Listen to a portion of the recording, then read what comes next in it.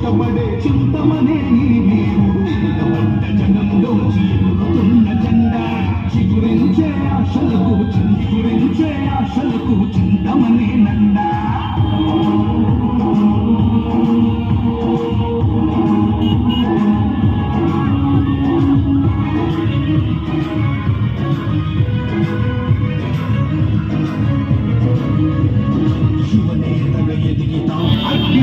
సగల నుండి నుండి కురిసే నీ చినుకులై ఉరిమె ఆ ఉరుము నుండి తుమకే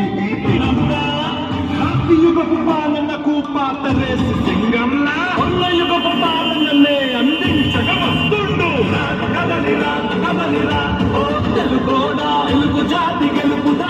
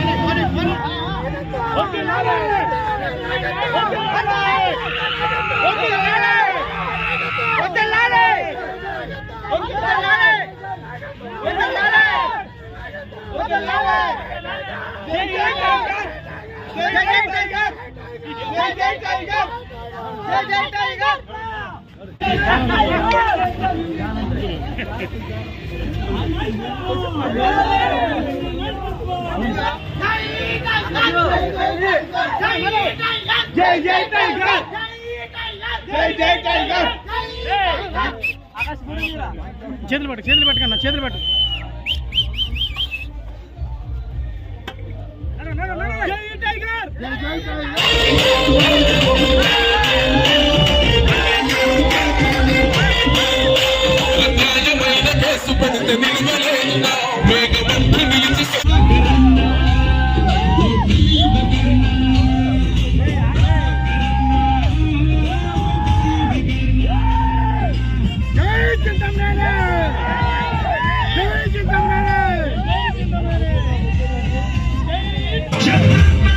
అడుగుల్లో అడుగేస్తూ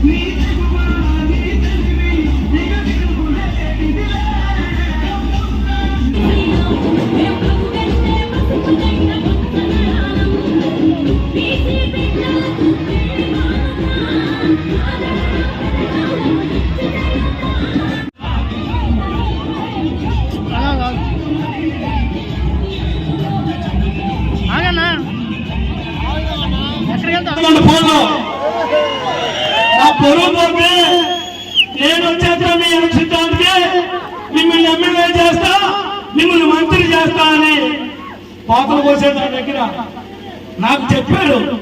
అయ్యా ఇను మా సీనుకు చెప్పానో లేదో, నేను నాగరాజు చెప్పానో లేదో నాకు తెలియదు. మీకు చెప్పనా, సాక్షాత్తు చంద్రబాబు గారు పియ్యతో ఫోన్ చేయించాడు నాకు. ఏమని ఆ ఎంపీటీసీ అంటే వదిలేస్తే ఆడు వచ్చేస్తా అంటున్నాను పార్టీలోకి. వదిలేయచ్చు కదా, దయదలవచ్చు కదా అని నన్ను అడిగారు. వదిలేమో ఆడు మాటలు నమ్మకంటే పక్కలో పడుతున్నారు మీరు అని చెప్పాను నేనే. సీను గాని, నాగరాజు గాని, శ్రావణి గాని వీళ్ళంతా కూడా మిగిలిన నాయకులు మావాడు కానీ ఊరి మీద గెలిచిపోతాడు. సుందరరావు గెలిచాడు, పాపం పేషెంట్ గెలిచాడు. సగం మీకు సగం మాకంటే అట్టగే సత్రం పెట్టాడంట. వాళ్ళు తల్లికి ముగ్గురు నాయన నేను చెబితే నా మాట అది మామూలు నా కొడుకులా అక్కడ నమ్మావు, సంతకం పెట్టావు, గెలిచింది నువ్వు వెళ్తున్నాడు. అయితే ఓకే, ఓడిపోవడం మంచిది, గెలిచి కూడా బాగుంటుంది, నాకేమీ లేదు. ఈ రోజున పాపం సచివాలయ ప్రెసిడెంట్ గారు గెలిచింది, ఏమి సాధించింది? ఏమీ లేదు. కనీసం ఈ చేతి డబ్బులతో ఆ లైట్లు బాగు చేస్తున్నారు. డ్రైనేజ్ తీయాలంటే డబ్బులు లేవు. సెక్రటరీ గారు ఏమి లెక్క చేయడు. వచ్చిన డబ్బులు 4 డబ్బులు ఏమైనా వస్తే పంచాయతీకి అవి జగన్ గారు లాగేస్తున్నాడు. అట్ట పడా ఇట్టు పోరు, ఏమీ లేదు. ఆ రోజున ఓడిపోయి మరివేడిసా, గెలిచి 5 ఏళ్ళు నడుపుతున్నాడు, 3 ఏళ్ళు నడిచారు. మళ్ళీ ఎలుగు సచివాలయ ప్రెసిడెంట్కి వెలుగు రావాలంటే మన ప్రభుత్వం రావాలి, జనసేన రావాలి, మళ్ళీ ఎలుగు రావాలి. వేరే మార్గమే లేదు, వేరే మార్గమే లేదు.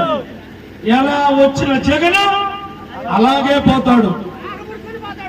100 గొడ్డం తిన్న రాంబంధు రంగారావు ఎట్టపోతే, 100 గొడ్డం తిన్న రాంబంధు ఎట్టపోతే నువ్వు పెద్దలు కదయా.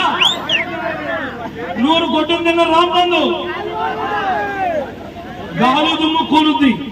అట్లాగే జగన్ కూడా రేపు తెలుగుదేశం జనసేన వీసేటువంటి గాలికి కూలుతాడు, కుప్ప కూలుతారు. వాళ్ళ ఎమ్మెల్యేలు, వాళ్ళ మంత్రులు, జగన్, వాళ్ళ ఎంపీలు టోటల్గా కట్టకట్టి ఒకేసారి కోలుతారు. కావాలంటే చూసుకోండి. ఇంకా 78 రోజుల తర్వాత నన్ను అడగండి మీరు ఏం జరిగిందో. నేను సచివాలయంలో ఏం చెప్పానో దానికి కట్టుబడి ఉంటానని చెప్పి కూడా మీకు తెలియజేస్తా ఉన్నా.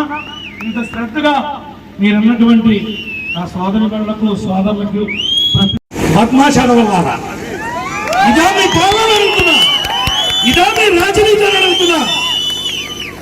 ఈనాడు నువ్వు ఇస్తరాకేసి ఇల్లు ఇచ్చెళ్ళావు, నువ్వు పోతావు రేపో మాపో. నేను వెంకటలక్ష్మి, సీను, గన్నయ్య, పుల్లయ్య వస్తాడు. మీరు తిన్న గడ్డి మేము తింటావా అని అడుగుతున్నా. ఆడికి ఇల్లు ఇవ్వకుండా ఆపుతావా అని అడుగుతున్నా. లుచ్చా బతికి ఎన్ని రోజులు బతుకుతారా? నువ్వు బతికినా నేను బతికినా 4 రోజులు. శభాష్ అనిపించుకో, శభాష్ అనిపించుకో. నీ అబ్బ సొత్తేం కాదు పదవి, ప్రజలిస్తే వచ్చింది నా పదవి. నీ బాబు సొమ్మ, నీ తాత సొమ్మ.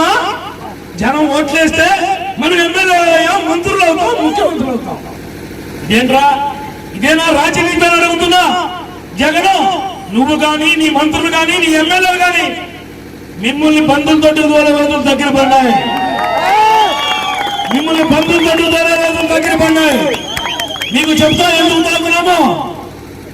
ఎంతమంది నీ కల్తీ మద్యం తాగి బీపీ పెరిగిపోయి పెరాలసిస్ వచ్చి అవస్థ పడుతుంటే, కొడుకు సగం తాగొస్తుంటే, కోడలు ఉసూరు మరి ఏడుస్తా ఒక్క చెవులు కూడా నీకు, నీ కుటుంబానికి, నీ పార్టీకి తగలకుండా పోతుందా జగన్మోహన్ రెడ్డి అని అడుగుతున్నా. పాలకుడు అంటే జనరంజకంగా పరిపాలించాలి తప్ప దుర్మార్గాలతో, దుర్నీతితో, రాజకీయ వ్యభిచారం చేస్తూ ఎన్నాళ్ళు బతుకుతారా ఈ బతుకని అడుగుతున్నా. నిప్పులాగా పరిపాలన చేయాలి. నీకు ఇచ్చినటువంటి అవకాశం ఆ భగవంతుడు ఎప్పటికీ ఎవడు. నీ మాయ మాటలకు ప్రజలు పడిపోయారు. అలాంటి పడిపోయి నీకు అధికారం ఇస్తే వాళ్ళ రక్తాన్ని, చెమటని తాగి వాళ్ళ జీవితాలని కూడా రోడ్డును పడేటువంటి పరిస్థితి తీసుకొచ్చినటువంటి వ్యక్తి ఈ రాష్ట్రంలో ఒక్క జగన్మోహన్ రెడ్డి అని చెప్పి కూడా ఈ సందర్భంగా మీకు తెలియజేస్తా ఉన్నా. ఈనాడు మన యువ నాయకుడు లోకేష్ బాబు గారి యొక్క జన్మదినం సందర్భంగా మీ అందరికీ కూడా ఆయనకి సంఘీభావంగా ఉండాలి.